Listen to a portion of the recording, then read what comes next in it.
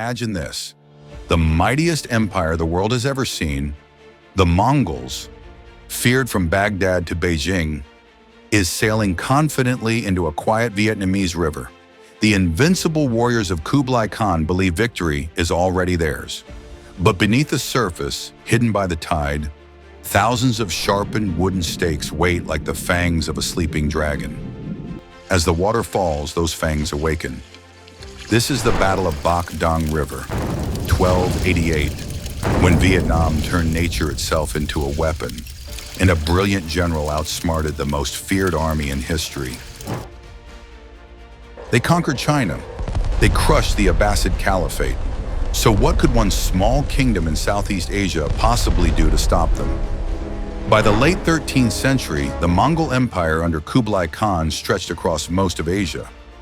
After establishing the Yuan dynasty in China, Kublai sought to bring the neighboring states, Korea, Japan, and Vietnam, under his control.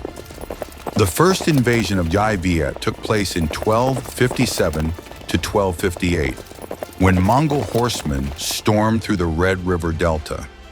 Yet the Vietnamese refused to yield. They withdrew, regrouped, and struck back from the jungles and rivers. Kublai Khan tried again in 1284 to 1285, and again in 1287 to 1288. This third invasion was to be his final and greatest strike, a campaign meant to crush Vietnam forever. Overconfidence is the enemy's first mistake, and Kublai Khan's commanders were full of it. The Mongol fleet, commanded by Admiral Omar bin Nars al-Din in Phan Yi, was enormous. More than 500 warships and thousands of soldiers. Overland, Togan, Kublai's own son, led the main army from China into northern Vietnam. Their plan was simple. The fleet would sail along the coast and up the Bac Dang estuary. The land army would march south from the border. Both forces would link up near Hanoi, squeezing the Vietnamese forces between them. But what they didn't know was that General Trần Hưng Đạo, the hero of previous invasions, was already waiting. And this time, he had turned the river itself into a death trap. Some generals fight with armies, others fight with ideas. Trần Hưng Đạo fought with both. Born Tran Quoc Tuan, he was not only a royal prince of the Tran dynasty, but also a scholar and military genius. Having studied the Mongols for decades, he knew their strengths, speed, power, and coordination, and their weakness, arrogance. He realized Vietnam could never win an open battle. Instead, he would make the Mongols fight his kind of war, one dictated by terrain, weather, and tide. So Trần Hưng Đạo studied the Bac Dang River, a maze of estuaries and tidal flows near modern Haiphong. When the tide rose, the river was wide and deep, but when it fell, the channels became shallow and deadly. He saw an opportunity and built a trap worthy of legends. They thought they were chasing victory. In truth, they were sailing into a graveyard built by genius.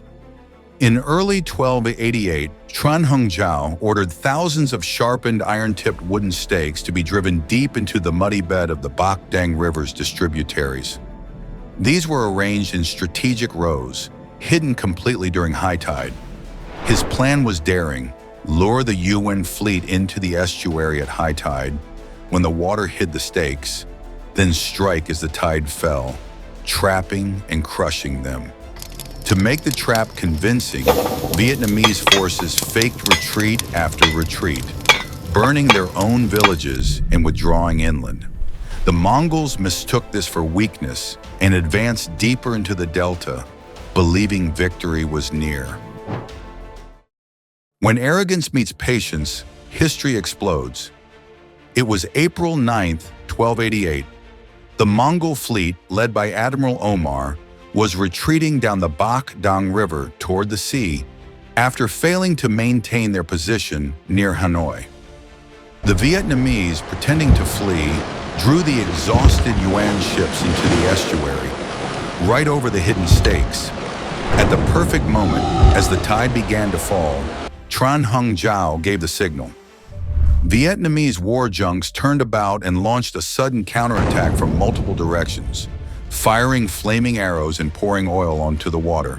The Mongols tried to turn back, but it was too late. Their ships ground to a halt, impaled on the submerged stakes as the water dropped rapidly. Panic erupted. The river filled with chaos. Ships splintered, men screamed, and the sky turned red with fire. Vietnamese soldiers swarmed in small boats, setting the trapped fleet ablaze. The once mighty UN Navy, confident just hours earlier, was destroyed before nightfall. The empire that once conquered half the world now drowned in a river. The destruction was total. Hundreds of Mongol ships sank or were captured, their wrecks choking the muddy waters. Thousands of soldiers drowned, weighed down by armor and panic. Admiral Omar was taken prisoner, one of the few high-ranking survivors, but his capture became a humiliation for the UN court. Months later, during delicate peace talks, he was ransomed back to Kublai Khan's court, a diplomatic concession that symbolized Vietnam's upper hand.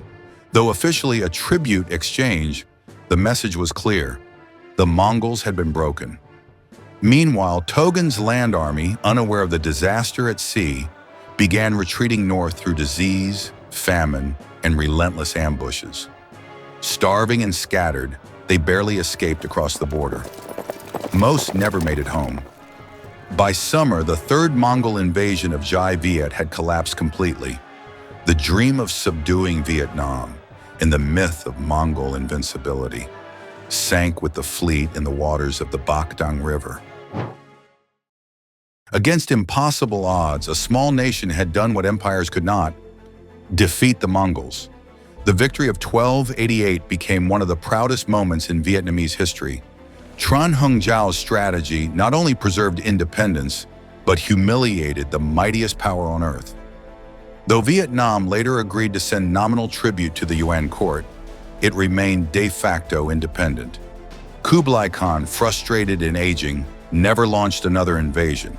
A fourth campaign was planned but abandoned after his death in 1294. The Tran dynasty entered a golden age of unity and confidence. Trần Hưng Đạo became the embodiment of loyalty and genius. His writings, especially Hich Tuong Si, the proclamation to the officers, remain a national treasure, urging courage, sacrifice, and patriotism.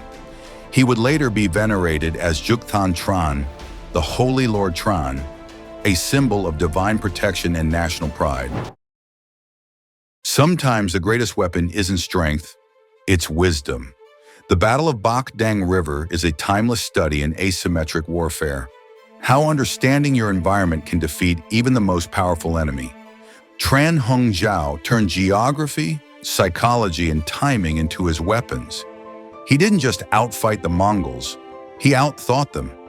His victory echoes those of history's greatest tacticians: Themistocles at Salamis, Hannibal at Cannae, and Vong Nguyen Giap centuries later at Dien Bien Phu, all proof that ingenuity can overturn overwhelming odds.